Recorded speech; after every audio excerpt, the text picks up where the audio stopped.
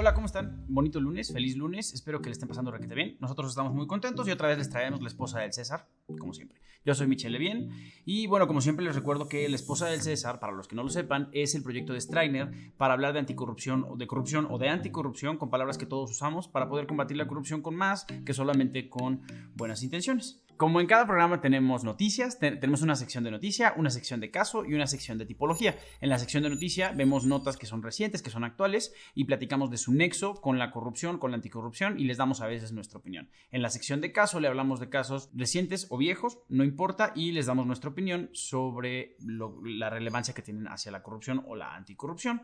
Y en la tipología les enseñamos básicamente cómo corromper, cómo pagar sobornos, etcétera, etcétera, etcétera. Bien, pues vamos a la noticia. Hoy tenemos dos noticias que pues han sonado mucho, al menos en los medios de México, en algunos medios de Estados Unidos y cuando menos del sur de Estados Unidos. Perfecto, la primera se trata de este hombre que se llama Naasón Joaquín García. Él es el líder de la organización religiosa que se llama La Luz del Mundo, así se llama. Vale, ¿qué es lo que pasa con Joaquín García, con este señor? Se le está acusando de 26 delitos. Ok. Son 26 acusaciones criminales penales, 26 acusaciones de distintos delitos. ¿Qué significa? Si yo cometo el mismo delito varias veces, pues cada una de esas veces puede ser una acusación. Entonces no necesariamente son 26 delitos, pero ahí no termina la cosa. Si son diferentes delitos. Se le acusa de pederastia, se le acusa de violación equiparada, que es tener relaciones sexuales con alguien que no puede consentir a tener relaciones sexuales, un menor, una persona que no puede pensar bien. Se le acusa de abuso sexual y se le acusa de asociación delictuosa. Es la forma bonita que tenemos los abogados de decir que dos personas o más se juntan para decidir cometer un delito. Entre las cuestiones que se le acusa de por asociación delictuosa, se le acusa de trata de personas, que es, esclavitud moderna. En este caso se trata de menores de edad a las que se le acusa de haber privado de la libertad para cometer actos sexuales. Y esto, en contubernio con otras personas, también de su organización religiosa. A grandes rasgos, para que se den una idea de la gravedad de los delitos, estas personas, tanto él como sus colaboradoras, se les acusa de haber hecho a estas personas menores de edad creer que contravenir los deseos del apóstol, él se autodenomina el apóstol, es ir en contra del propio Dios. En fin. Se les acusa de asociación delictuosa para cometer abuso sexual, asociación delictuosa para generar pornografía infantil, y ya el menor, el último o el más pequeñito de los delitos es extorsión. Básicamente una lista bastante desagradable de actos indebidos. Ok, ¿por qué es importante esto? ¿Por qué es corrupción? Porque hemos platicado varias veces que la corrupción es el abuso de una posición de privilegio para generar un beneficio indebido. Y eso normalmente pensamos que la corrupción solamente aplica a servidores públicos, a gente que trabaja para el gobierno, pero no es cierto, porque la cuestión de posición de privilegio pues, puede ser muy amplia. En este caso, la posición de privilegio que él tiene es pues ser el líder de una organización religiosa. Independientemente de la opinión que podamos tener de este tipo de organizaciones, la posición jerárquica de este señor le da poder y genera una relación asimétrica con sus seguidores. Básicamente tiene poder sobre ellos, sobre ellas, y si abusa de esa posición para generar cualquier beneficio indebido, pues eso es corrupción. En este caso, ¿cuál es el beneficio indebido? Los actos sexuales. Chulada de persona. Bien. Dos cosas que son muy importantes de este asunto. La primera es que él todavía no es culpable, no se le ha juzgado, entonces no podemos decir que es culpable de cometer estos delitos, sino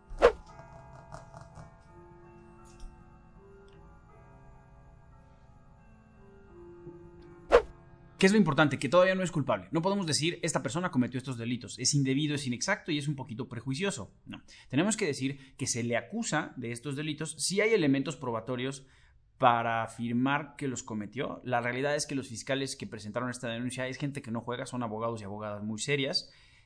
Nosotros nos tomamos la molestia de leer completamente la denuncia oficial y las pruebas sí parecen ser muy contundentes. Sin embargo, se le tiene que juzgar. Hasta que un tribunal no diga esta persona fue hallada culpable del delito de tal o cual cosa, pues es prejuicioso decir que lo cometió. Entonces, si van a hablar del caso, yo les recomiendo que digan que se le está juzgando, que se le está investigando, pero aún no ha sido declarado culpable.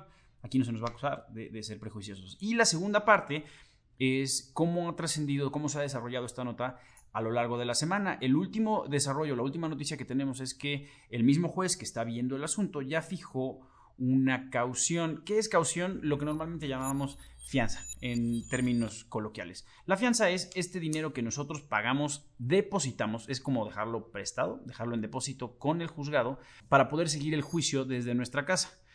¿De qué depende esto? Bueno, pues de la posibilidad de que el acusado lastime a alguien más, siga cometiendo los delitos o de que se escape de la justicia. La fianza que le fijó el juez a este hombre es de $50 millones y estos montos generalmente atienden a 3 factores: a las posibilidades de pagar de la persona, a la posibilidad de que se escape, a la posibilidad de que lastime a más personas. Entonces, este monto también les puede decir mucho acerca de la opinión que el propio juez tiene de los hechos que se están acusando. Buenísimo, vamos a la siguiente noticia. Como les comenté, hoy nos tocan 2. La siguiente noticia tiene que ver con Arturo Medina Mora. ¿Quién es Arturo Medina Mora? Él actualmente es lo que nosotros llamamos en México un ministro de la Suprema Corte.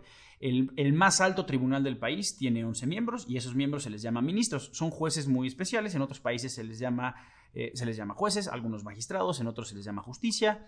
Ese es el cargo, el más alto cargo dentro del Poder Judicial. Lo que trascendió en esta semana es que el presidente de la República, del Ejecutivo, anunció en una de sus conferencias que hay acusaciones y que se va a iniciar una investigación en contra del ministro Medina Mora por posible lavado de dinero. Ok, vamos a plantearlo pues más o menos en orden. Bueno, primero, el gobierno de Estados Unidos le informa a la Unidad de Inteligencia Financiera de México que hay movimientos sospechosos en las cuentas del ministro.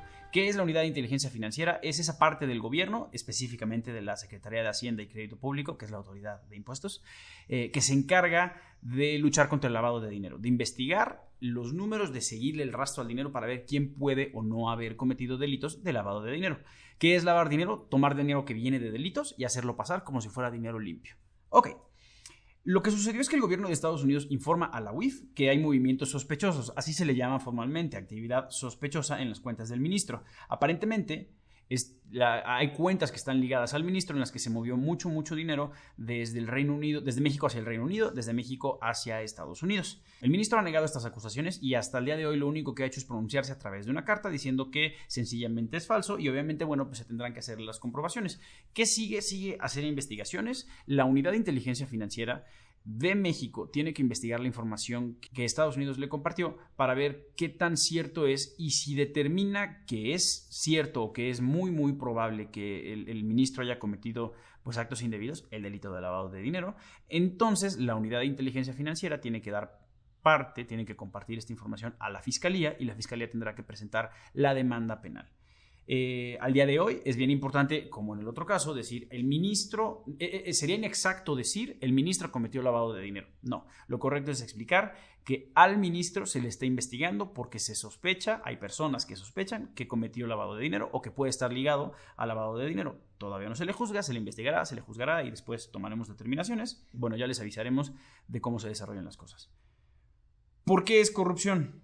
Nuevamente, corrupción es el abuso de posición de privilegio para generar beneficio indebido. En este caso, si llegara a ser cierto, el ministro estaría abusando de su posición como juzgador para generar dinero de fuentes indebidas.